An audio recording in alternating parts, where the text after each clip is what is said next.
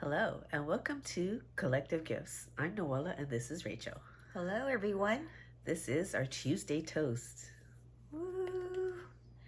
Hopefully, you have your drink on hand so we can get started with our Tuesday toast. Are you leading others astray? A few days ago, Noella and I were walking down the street and we hit a crosswalk where we missed hitting the crosswalk button for changing the light. And so when the light changed green, it was safe enough for us to cross. But obviously it says the don't walk sign. And so we stayed there for a second, debating whether we would go or not. And since the light just turned, obviously we had ample time. So we decided we would start crossing. And after we started crossing, the gentleman across the street from us who was standing there waiting saw us crossing, so he also crossed. And as we walked across the street, God was ministering to me about how we crossed the street first, and so our actions influenced him to cross the street. And so it really made me think about, are we leading others astray? And we have that influence over people, whether they're strangers like that gentleman across the street from us, or people that we know. We can influence them, and we set the tone for responses from that point forward of them observing it to when it happens to them. And so it's important us to recognize that we live in this world, but we are not of it. And so I have two scriptures here. So the first is from John 17:14, and this is the Amplified Version. It says, I have given them your word, the message you gave me, and the world has hated them because they are not of the world and do not belong to the world, just as I am not of the world and I do not belong to it.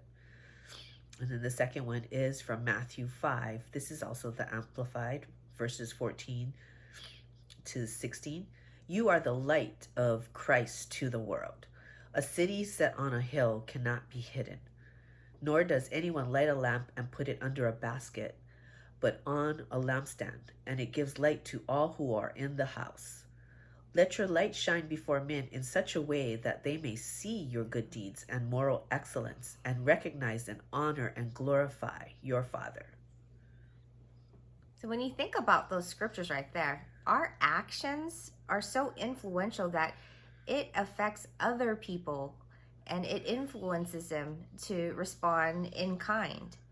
And so an example of that, it also made me think of the fact that the church that we go to is an hour away.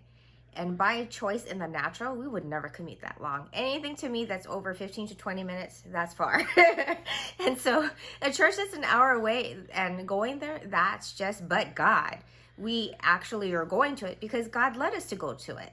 And so making connections at our church, when some people find out where we live, they may just think that, oh my gosh, it's so far and you're coming here, and we could either have that type of response where we want accolades or people to feel, for us for commuting so far, yes, we do. And it's so hard and we hit traffic and we have to wake up at 4 a.m, and all that kind of stuff. But we don't, because we recognize that it's a calling by God who led us to this church. And not only is that so, but that church has a declaration prayer before service. And one part of it says that people from all over the nation will be coming to this church. And guess what? We are those people from all over the nation. They prayed us in. And so we turn around and say, we thank you for praying us in, because being there is such a blessing. We've learned so much and are starting to get connected into the different ministries and developing friendships, that it's been a tremendous blessing that God brought us there, and we are grateful for it. So it's not a burden to go to church on Sundays. We're actually excited to go to church on Sunday, to get fed with the word, to go forth in corporate worship and everything. And so because we're taking that mindset and heart attitude that's aligning with God, as opposed to having a heart attitude of murmuring and complaining, like, oh my gosh, I don't know why God made me go there, and it's so hard. And we have to get up and our weekends are ruined because we have to get into that whole mindset and getting ready for go to church and all that.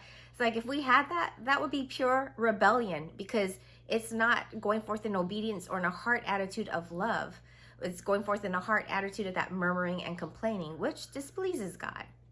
And if we went forth like that and showed people that, then if God calls them to do something which seems ridiculous or out of their comfort zone, how do you think they're going to respond? Are we going to lead others astray? Are you going to lead others astray by your response? So this is just an opportunity for us to get our heart in check, especially since we're going forth in this family fast and we are studying about how to live Pono, or living a Pono life, which is living a life of righteousness, of moral excellence and balance.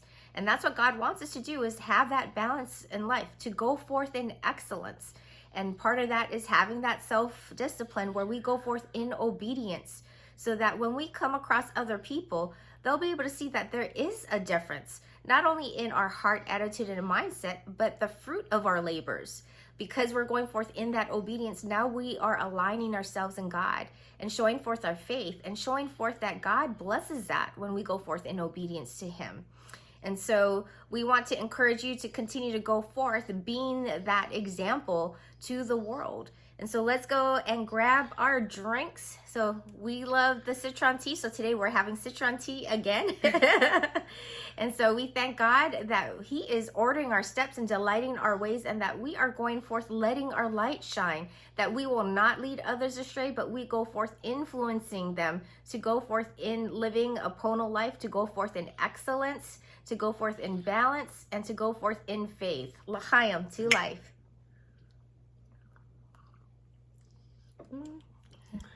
Nothing like that citrony flavor.